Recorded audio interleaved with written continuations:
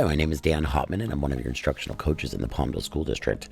With the way that things have been going and having kids in our classes that aren't normally there because of whatever reasons, someone had asked about how can we see their Chromebooks in Hapara.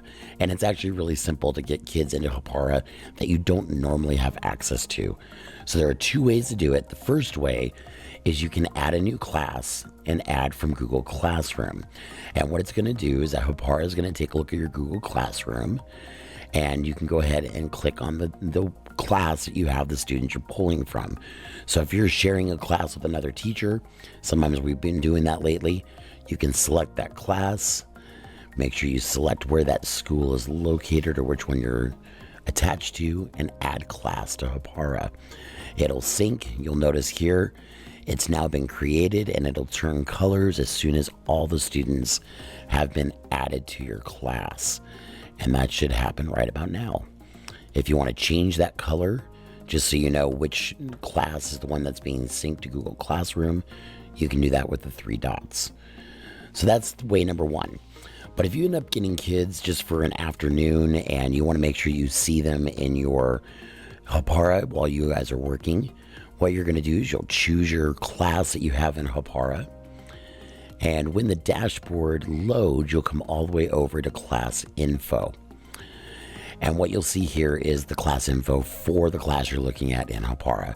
Pretty straightforward. About halfway down, you'll see learners and add new.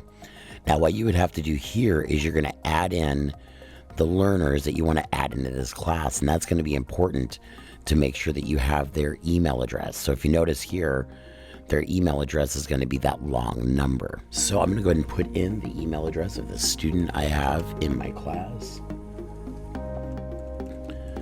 And yes, you'd have to do this for each student. You can do a comma afterwards and continue adding all of them at once. I'm only going to add the one learner. And now you'll see now I've got Goofy in this class, and he has been added successfully. So now I can come up to highlights, and it will load. And there's Goofy and there's Snoopy. Now nothing will load right now because they're both offline, but if they were online, I'd be able to see them just like I would any other student in my class. When they're done for the day, or if you're not going to have them the next day and you don't want them in your class anymore, go back to class info, select the student, and you can remove them. And now Goofy's no longer in my class. It's only Snoopy. Now going back to the dashboard and going back to all my classes, if for some reason you are done with your Google Classroom class, that you are syncing and you are done with it, click into it, go to class info, and from there you can edit the class and deactivate, and you're done.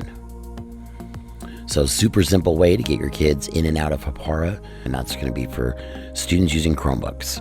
If you have any questions, as usual, feel free to reach out to your instructional coaches. Have a great day.